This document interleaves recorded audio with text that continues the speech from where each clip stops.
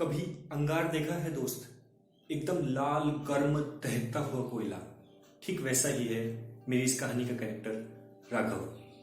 बात करने में दिखने में एकदम मामूली, लेकिन अंदर से एकदम ज्वालामुखी।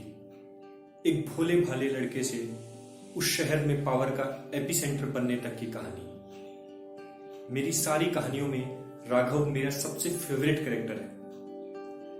कहा राघव की कहानी थोड़ी लंबी है, करीब 8-7 वीडियोस में ये कहानी पूरी होगी, तो 8 एपिसोड्स लंबी इस कहानी में जिस एक चीज की गारंटी मैं आप सभी को दे सकता हूं वो है भरपूर मजा। तो दोस्तों, पेश है पावर और एम्बिशन की एक बेहतरीन कहानी आपकी खिदमत में। –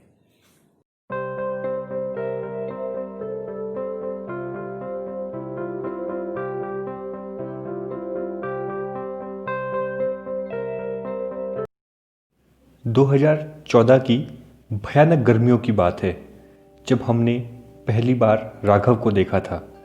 इंजीनियरिंग कॉलेज के फर्स्ट ईयर के बिल्कुल पहले दिन की बात है। हम सब नोटिस बोर्ड को देखकर आ चुके थे। सिविल इंजीनियरिंग की लैब थी।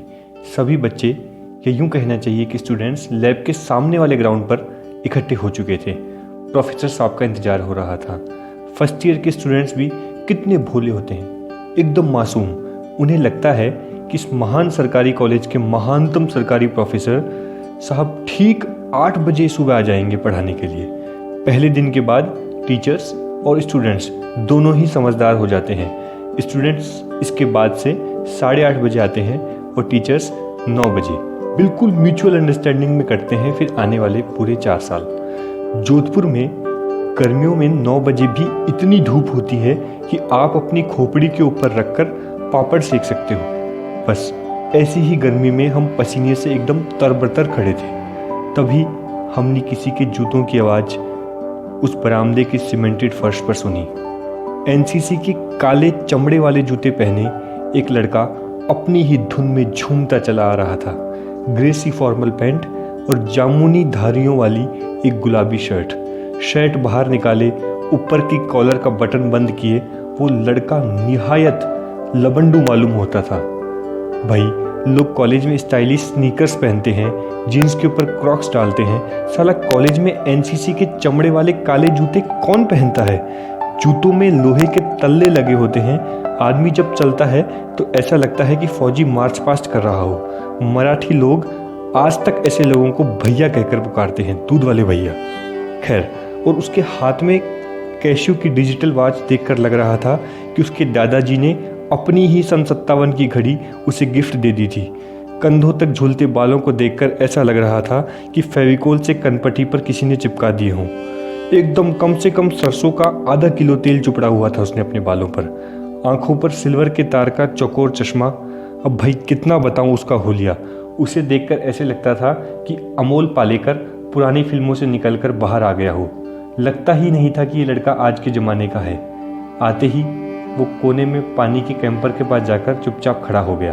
उसका चेहरा देखकर पता चल रहा था कि वो फाइंड आउट करने की कोशिश कर रहा है कि आखिर वो किससे बात करे। लिवाइस की जीन्स पहने हुए ली कूपर के टी शर्ट वाले दिल्ली के लौंडे वाले ग्रुप से तो बात करने की उसकी हिम्मत ही नहीं हो पा रही थी। इंग्लिश स्पीकिंग कॉन्वेंट की लड़कियों की तरफ बेचारा आंख ही नहीं उठा पाया कॉम्प्लेक्स के मारे। पूरा एनालिसिस करने के बाद उस चमन लड़के ने जब किसी को चुना तो वो मैं था। मेरा नाम वैसे रकूल है, बड़ा ही यूनिक नाम है ना? बस मेरा नाम ही यूनिक है, बाकी मैं बिल्कुल एवरेज हूँ। बचपन से लेकर आज तक कोई भी फैंटेसी वाला मैंने तगड़ा काम नहीं किया था। घर से स्कूल और स्कूल से वापस घर, सड़क पर खड़े होकर गोलगप्पे खाना और उसे बोल देना कि भैया थोड़ा और मिर्ची डाल दो।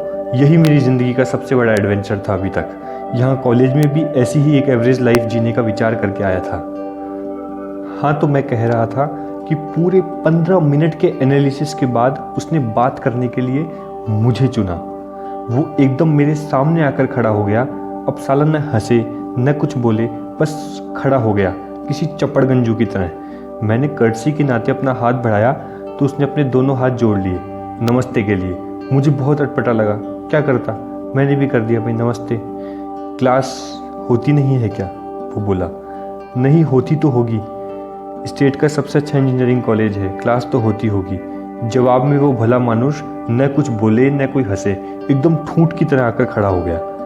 खैर, थोड़ी देर में सिविल इंजीनियरिंग के प्रोफेसर साहब आए। उन्होंने हम सबको कुछ आड़े टेढ़े इंस्ट्रूमेंट्स इशू कर दिए। वो जंग खाए लोहे की चेन, कुछ नुकीले बांस के खंभे और एक बहुत पुराना स्टाफ और एक डंपी लेवल। बोले जाओ मेजरमेंट करो, लेवलिंग करो। प्रोफेसर साहब ने लोगों को इंस्ट्रूमेंट्स इशू कर दिए और उनका काम ख़त्म हो गया। इंस्ट्रूमेंट्स दे दिए और कहा जाओ लेवलिंग वाले एक्सपेरिमेंट्स पूरे करो। उन फटे पुराने इंस्ट्रूमेंट्स और जंग खाए लोहे की चेन को देखकर लग रहा था कि कैसे देश के महानतम सिविल इंजीनियर्स इन्हीं फटे पुराने इंस्ट्रूमेंट्स के दम पर इतने महान बने थे। 3-3 लोगों के ग्रुप्स बनाए गए। यहाँ भी मेरी फूटी किस्मत मेरे साथ अपना पूरा खेल कर रही थी। यहाँ भी वो लड़का राघव मेरी ही टीम में था।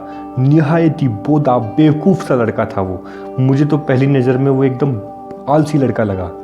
पर वो कहावत है ना कि नेवर जज a book by its cover, बस तब मुझे ये कहावत मालूम नहीं थी, और थी भी तो मैंने उस कहावत को इतना सीरियसली नहीं लिया था।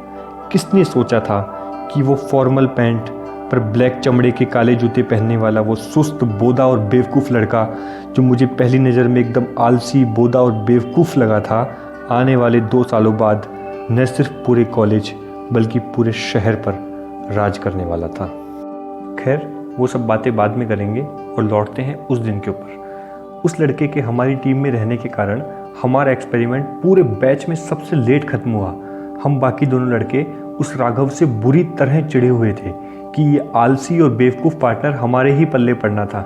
सामान जमा कराते वक्त लैब असिस्टेंट की भयानक डांट पड़ी, वो अलग। हम दोनों बिल्कुल किल से हुए थे, लेकिन हमने उसे बोला ज़रूर कि भाई तुम्हारी वजह से डांट पड़ी, मुझे और लोकेश को। और फिर उस लड़के ने हमें बेशर्मी से कहा, ठीक है अब तो हमें साथ ही पढ़ना है, किसी दिन मैं तुम दोनों के लिए डांट खा लूँगा, हिसाब बराबर हो जाएगा। और फिर कंधे उचकाते हुए चला गया। मैं अपना समूह लेकर चला गया, क्या करता। खैर 11:30 बज गए थे।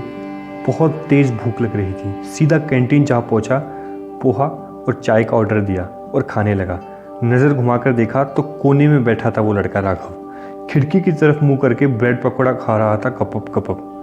और दिमाग ख़राब नहीं करना चाहता था मैं अपना, नहीं तो उसको बोलता ज़रूर। तभी कैंटीन वाली भैया ने बताया कि आज हॉस्टल अलॉटमेंट की सेकंड लिस्ट निकलनी थी।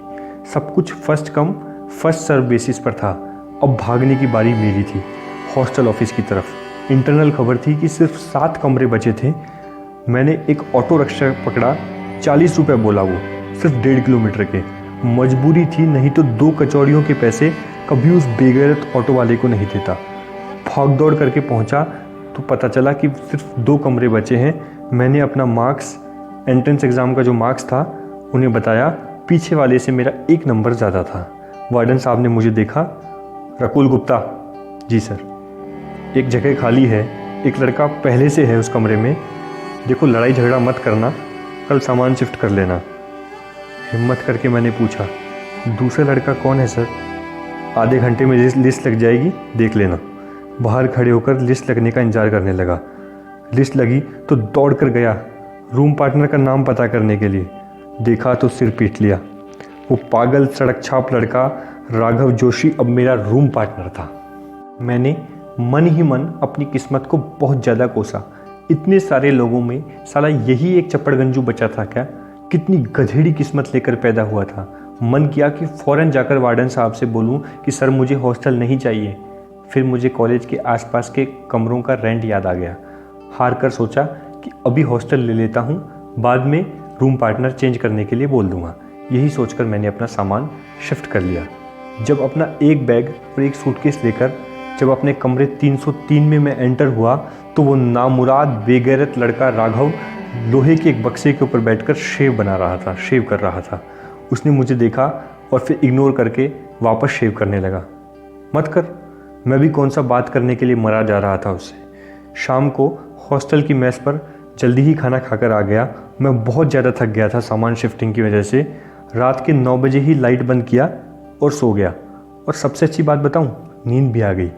गहरे सपनों में चला गया, मेरे पुराने शहर की गलियां, चला गया सपनों की गलियों में, मेरे बचपन की दोस्तियां, मेरे बचपन का प्यार। अक्षरा।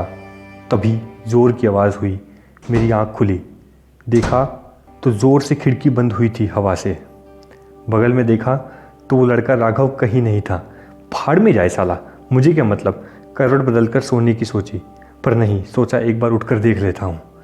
दरवाज़ा खोलकर देखा कमरे का, बाहर बरामदा था। थोड़ा चलकर देखा तो मेरे होश उड़ गए। वो लड़का राघव बरामदे के कोने में बैठा था। पुरानी सी एक टेबल थी जिस पर एक मोमबत्ती जल रही थी, और वो लड़का जैसे खुद से ही कुछ बातें कर रहा था। भाई साहब, मेरे होश फाख्ता हो गए। डर के मारे मैं एकदम कांप उठा। साला ये लड़का साइको है कि कोई तांत्रिक। रात के 2 बजे अकेले बरामदे में मोमबत्ती जलाकर खुद से कौन बात करता है यार। मैंने दरवाज़ा बंद कर लिया, बस कुंडी नहीं लगाई ताकि रात को वाकई सो सके। चुपचाप सो गया, बिल्कुल चूं की आवाज़ भी नहीं की। तय कर लिया कि कल वार्डन साहब से रूम चेंज का एप्लीकेशन देना है।